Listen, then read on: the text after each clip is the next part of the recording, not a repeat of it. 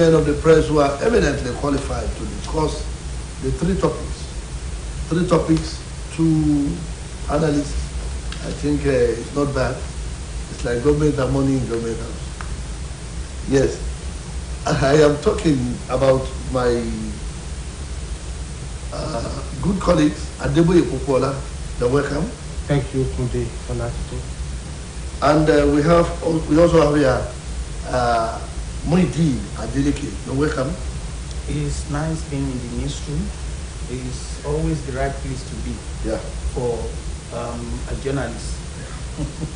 For every journalist. And when you are in the newsroom, you are free to say whatever you want to say. Because it's our own fortress.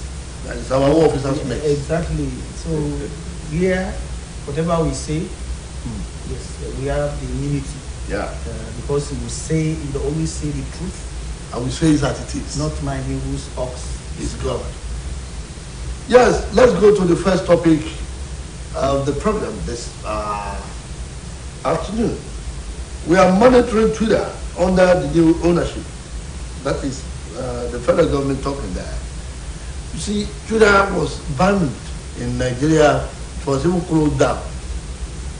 At one time, because of certain controversial statement credited to somebody on Twitter, and the Minister of Information came out to say Twitter is banned in Nigeria. That is Lajilai Mohammed. And now that the next thing now is start from waiting, monitoring Twitter. Of what benefit is it? Yeah, in the first instance, what happened when Twitter was banned in Nigeria was something so many people saw as a misnomer.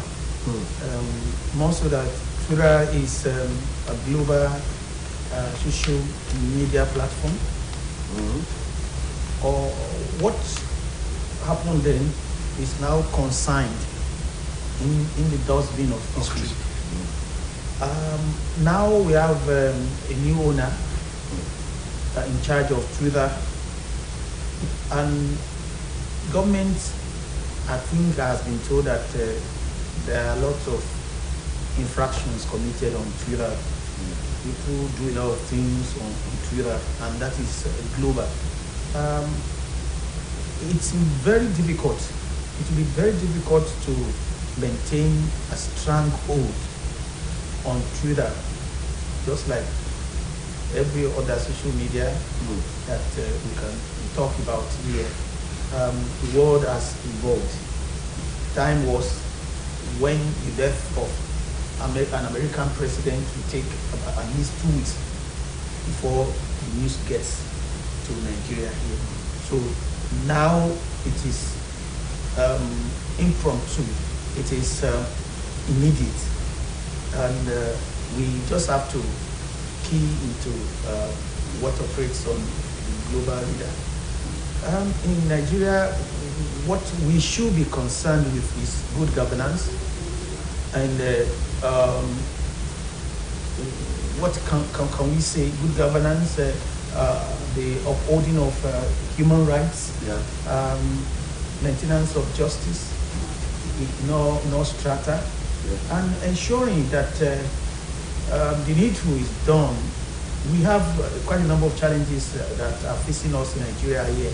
When you talk of the epileptic power supply, insecurity, and corruption, among other things. So all we need to do is to ensure that the needful is done by the power that be. And then we try and ensure that Nigerians, the productive sector of national life, talking about the youth, are well taken care of. If we factor all this into governance and everything, then there will be less agitation, and a lot of people will even come in defense of the government of the day if anybody tries to. But when people are angry, when people will always find a way, a means of ventilating their grievances. But what is expected of the government in place is always fashion out policies and programs that will alleviate the suffering of the masses. At times, the government might not be the one to blame when it is global. But people will understand that certain measures have been taken, and it's very important when the leaders lead by example. Definitely, Nigerians, the followers too, want to be faithful to the government of the day. So it's very important for us in Nigeria. We need a kind of rebirth because currently it is not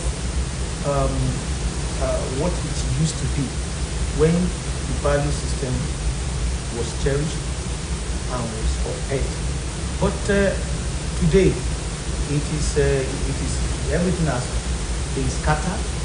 The things are really falling apart, and the center can no longer hold. So the idea of monitoring Twitter, much as I would say that it could be an exercise in utility at the end of the day, but what is important is that Nigerians too must learn how to be patriotic and not throw the country under the moving train.